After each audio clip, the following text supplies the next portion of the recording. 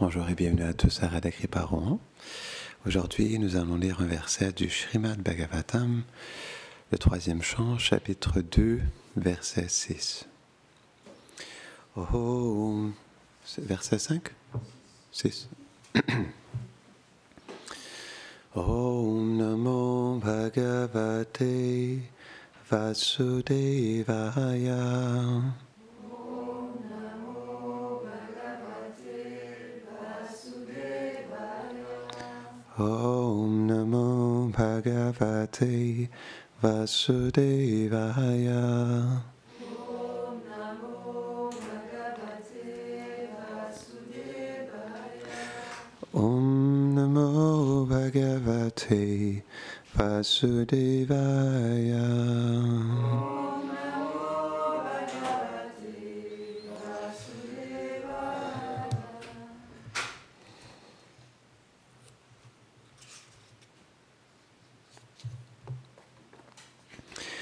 Shanakir Bhagavalokan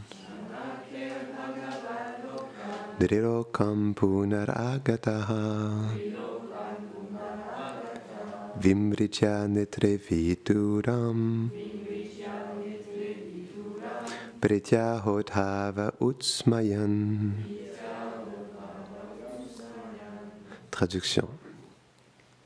Descendant doucement de la conscience divine au niveau terrestre, Uddhava sécha les larmes de ses yeux et avec grande difficulté se maîtrisa et dit. Commentaire. Oh, ce sera notre prochain verset. On a envie de le lire. C'est dur.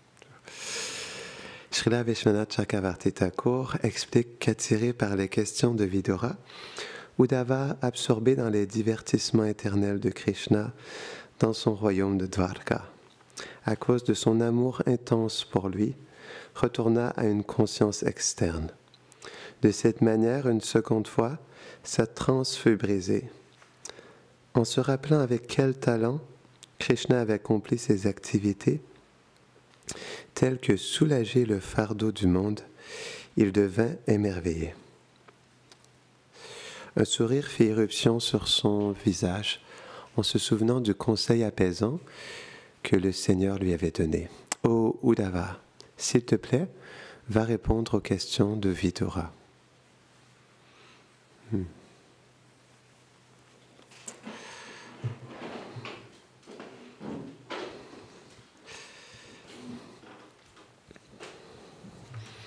Om Agyanatimirandasya Gyanam Jara Sharakaya Chakshurun Miritam Jena Tasmai Shri Gurave Namaha Shri Chaitanya Manobishtam Stapitam Jena Bhutale Swayam Rupa Kadamayam Dadati Swapadantikam He Krishna Karuna Sindho Dina Bandho Jagatpate Gopisha Gopika Kanta Radha Kanta Namostute Tapta Kanchana Gaurangi Radhe Vrindavaneshwari Vrishabhanu Sute Devi Pranamami Hare Priye Vanchakalpatarubhyashta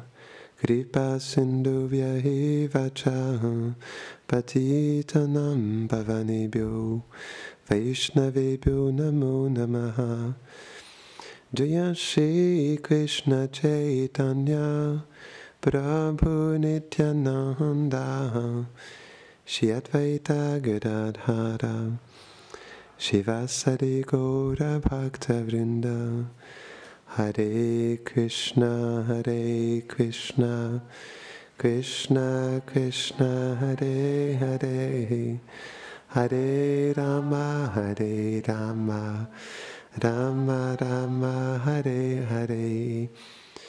Namo Vishnu Padaya, Krishna Prishtaya Bhutale, Shrimate Bhaktivedanta, Swaminiti Namine. Namaste Sarasvati Devi Gauravani Prachadinehi Nirvashesha Shunyavadi Pashtata Deshatadine.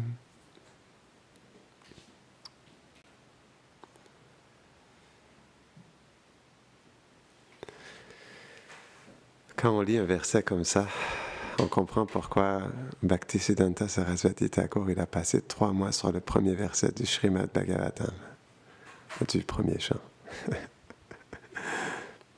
Parce que chaque verset du Bhagavatam regorge de tellement de nectar.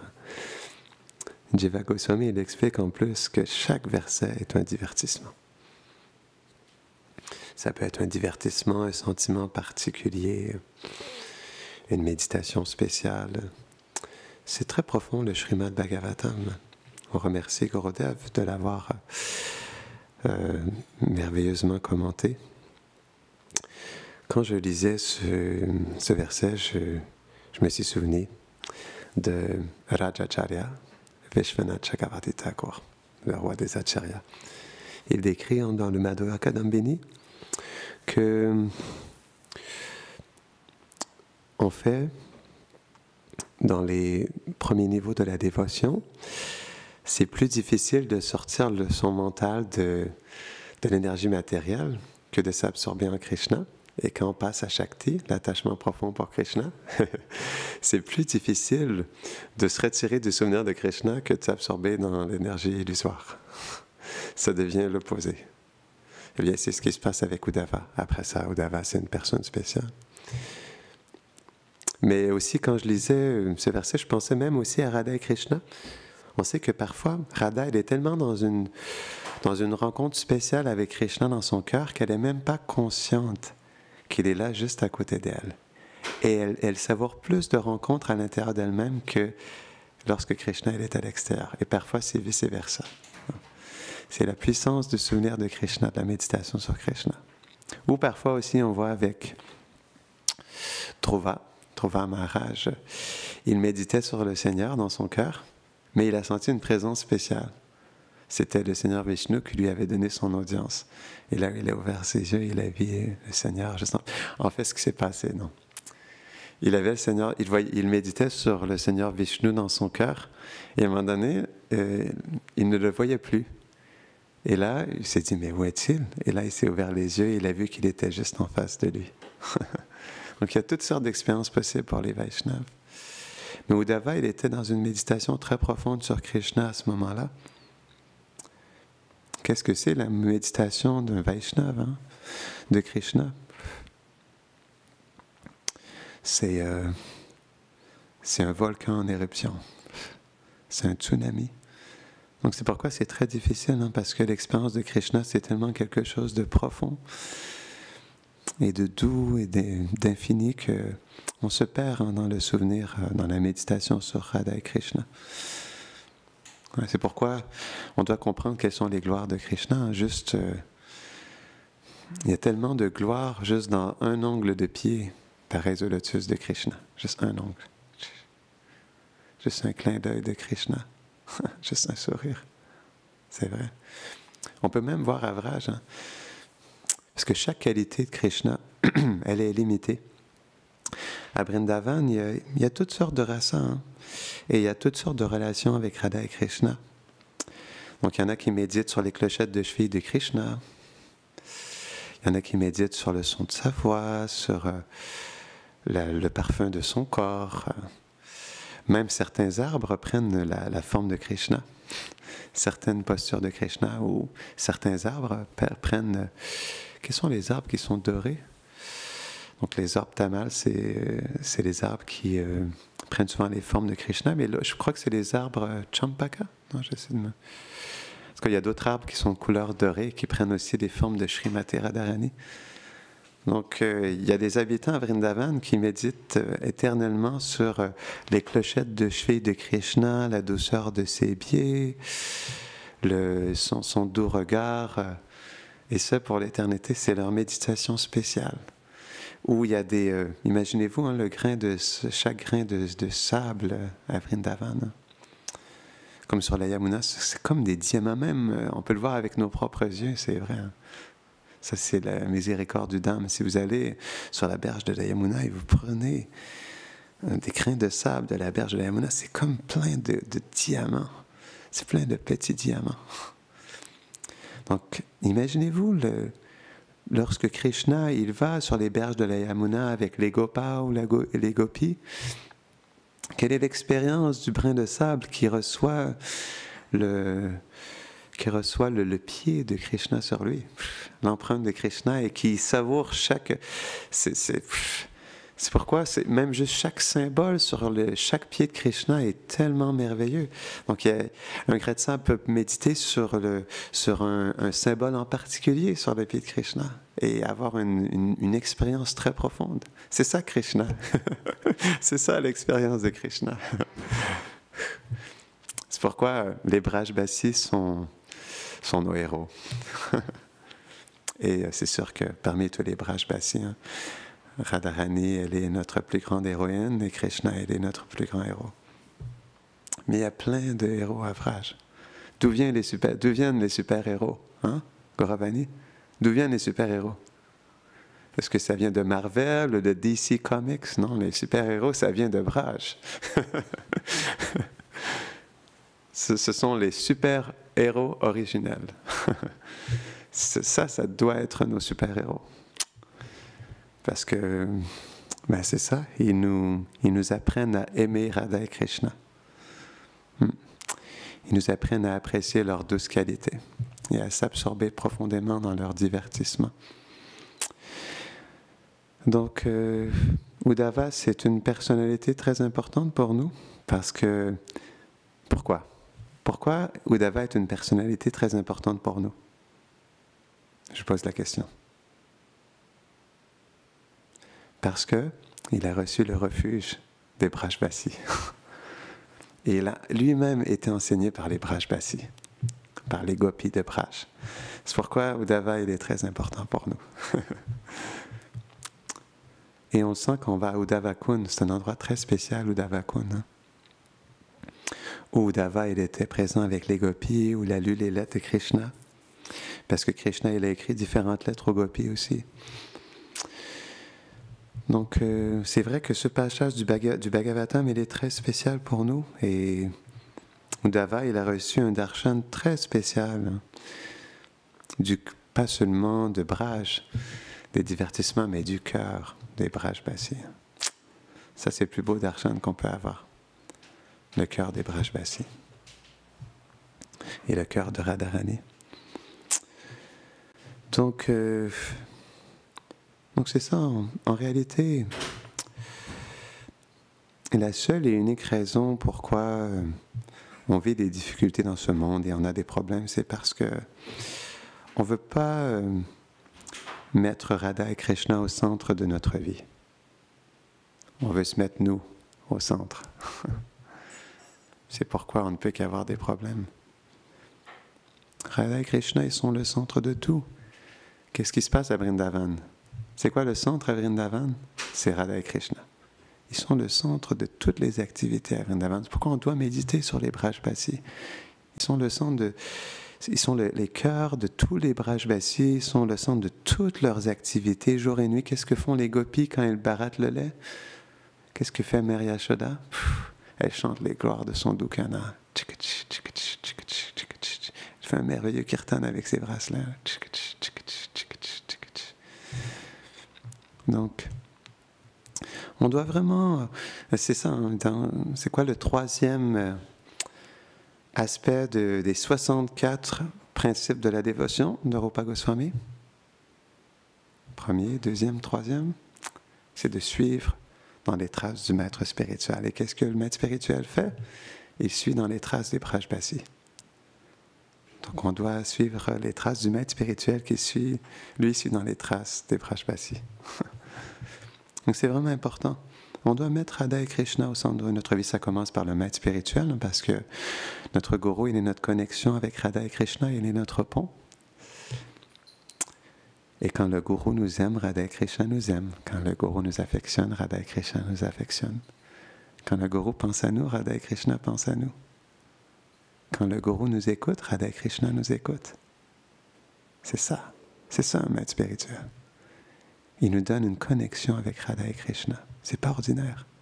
C'est vraiment spécial. Donc, on doit vraiment placer Guru, Radha et Krishna dans le centre de notre cœur et le centre de notre vie. C'est pourquoi le cœur, c'est un jardin, c'est une rose, une fleur de lotus. On doit vraiment y prendre soin. C'est très fragile, une rose. Et si on la met en plein milieu des Champs-Élysées, il y a des fortes chances qu'elle soit piétinée. Donc on doit la protéger. Et comment on la protège? C'est en plaçant notre Guru et Radha Krishna au centre de notre vie, à chaque instant, à chaque jour. Et là, on sera protégé. On sera protégé de notre faux ego, on sera protégé de ces anarthas, et on sera guidé aussi dans notre cœur, pour qu'on puisse avoir la bonne attitude. C'est vraiment important. Et ça se fait non seulement dans le refuge de notre gourou, mais aussi de notre merveilleuse famille. On doit, comme on expliquait l'autre jour, on doit être même cœur. On doit avoir ça dans notre méditation quotidienne. C'est vraiment important. On doit être un même cœur. Donc, le maître spirituel, il est la fondation de ce cœur, parce qu'il nous amène dans ce cœur qui est notre famille, mais on doit faire partie de ce cœur, on doit vraiment se sentir unis. Puis c'est comme ça aussi qu'on pourra mettre Radha et Krishna, les déités, au centre de notre vie.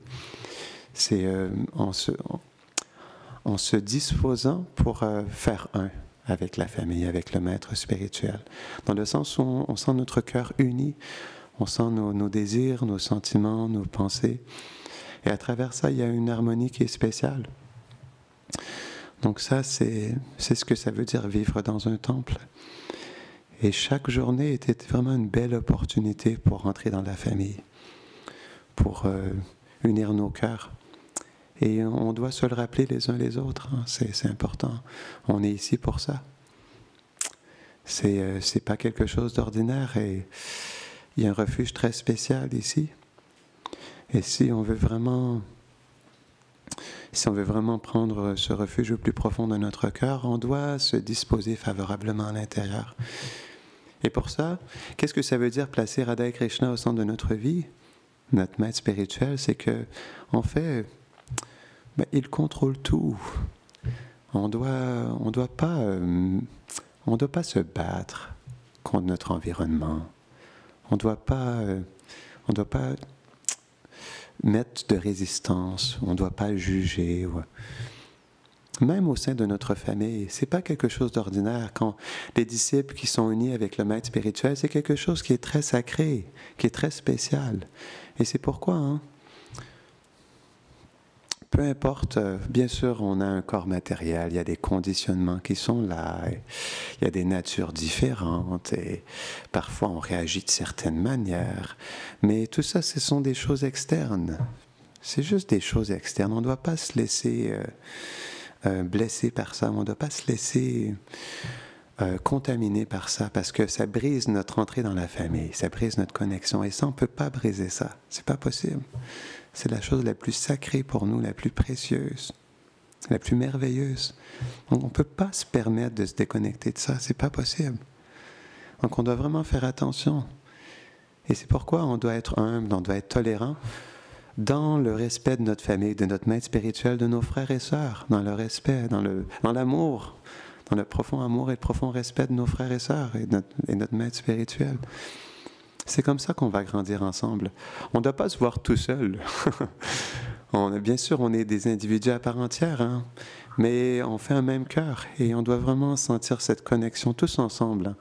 Lorsqu'on sert ensemble, lorsqu'on prend prachad ensemble, lorsqu'on fait le programme du matin ensemble, lorsqu'on rit ensemble, lorsqu'on danse, lorsqu'on va faire des activités ensemble, c'est vraiment important. Et tout ça, peu importe ce que c'est toujours quelque chose de spécial. Toujours.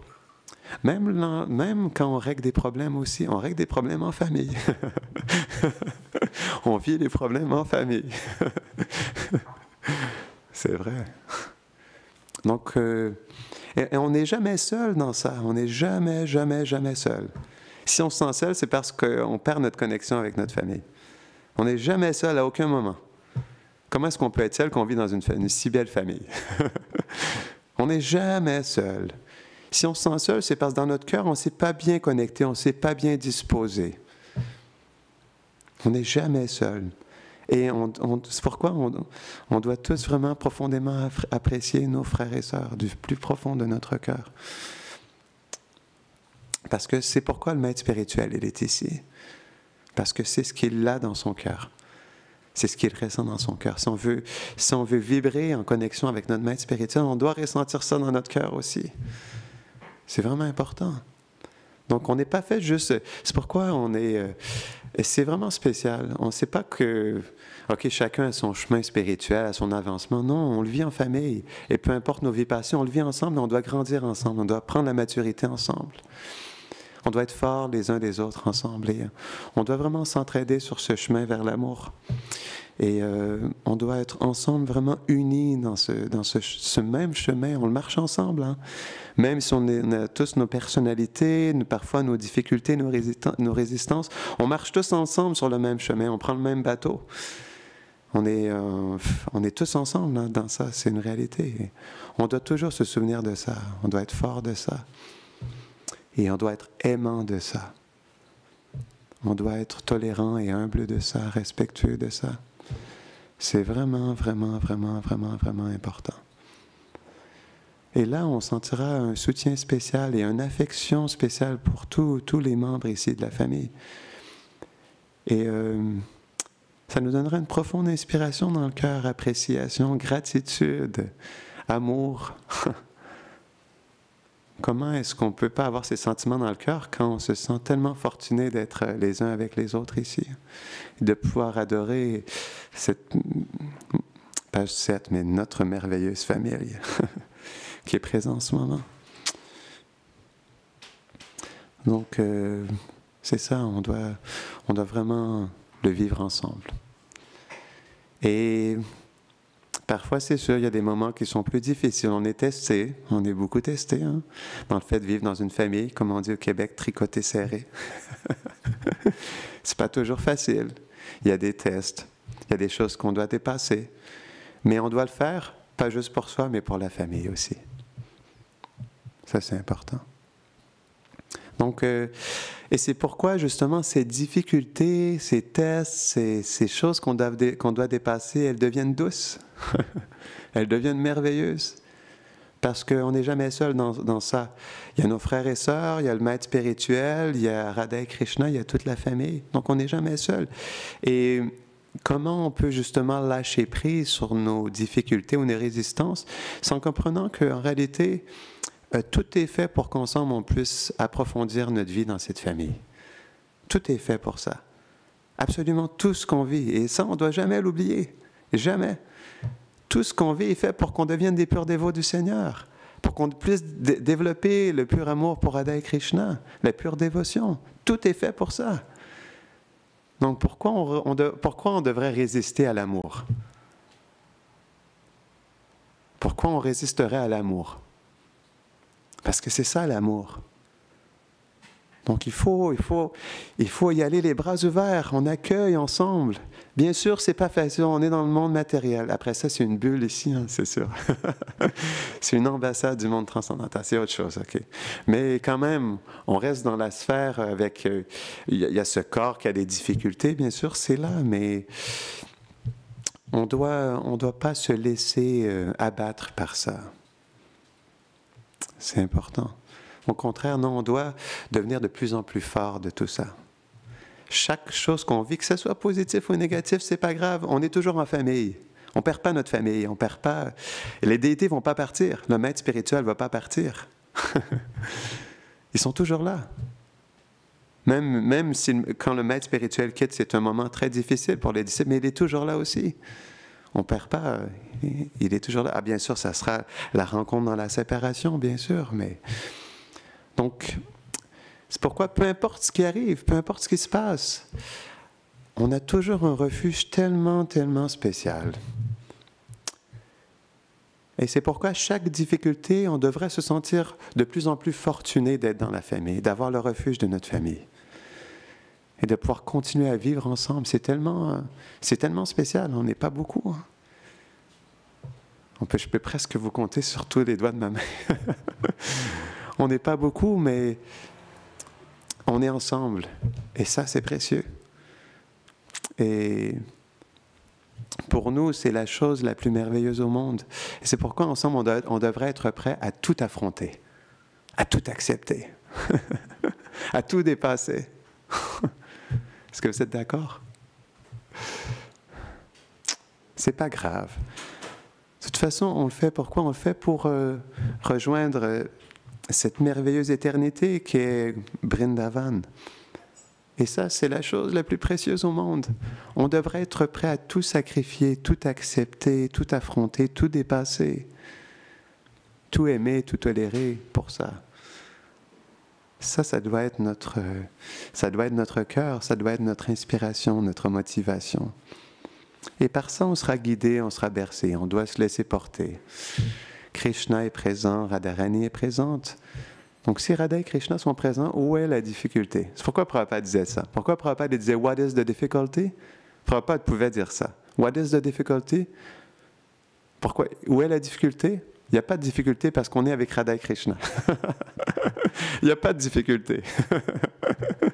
C'est vrai, il n'y a aucune difficulté. Notre difficulté, c'est qu'on n'est pas prêt à accepter le refuge. C'est notre seule difficulté. Il n'y a pas de difficulté. Comment est-ce qu'il peut y avoir une difficulté quand on est dans le refuge de Radha et Krishna? Est-ce qu'on sait qui sont Radha et Krishna?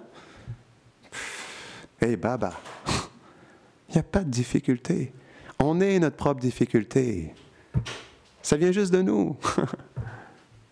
Est-ce que Radha et Krishna sont toujours là? Ils nous donnent leur audience à tous les jours. On peut prendre refuge, on peut les adorer, les aimer, on peut les servir. Ils sont toujours là à chaque instant. Donc, il n'y a pas de difficulté.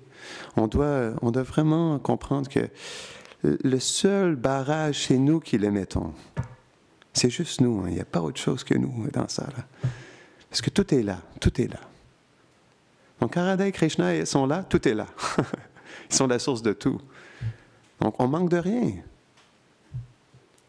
C'est ça qui est important. Donc, je vous invite à fermer les yeux un instant parce qu'on doit être dans une reconnaissance. C'est important parce que c'est vrai qu'on est tellement fortunés d'être tous ensemble ici aujourd'hui. Et parfois, on doit être dans cette gratitude. Donc, on va juste faire un petit moment de prière et je vous invite à fermer les yeux un instant. Et on peut commencer par prier pour tous les êtres dans ce monde. Et c'est vrai que c'est triste, hein? Qui n'ont pas encore, dû à toutes sortes de circonstances, réussi dans leur cœur à prendre refuge de notre glorieuse filiation spirituelle et de Radha et Krishna et de tous leurs associés. Donc, je vous invite un instant juste à prier pour tous nos frères et sœurs qui sont malheureusement dans tellement de difficultés en ce moment.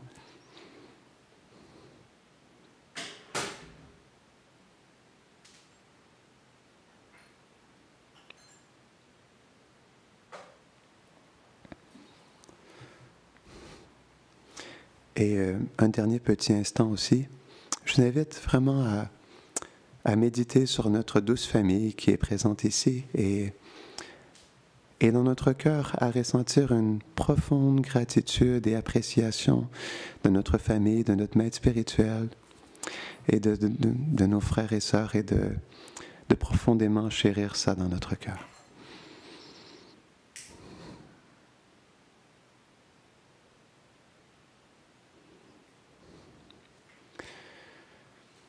Grantara Srimad Bhagavatam ki Jai Nitai Gaura Premanande Hare Paul.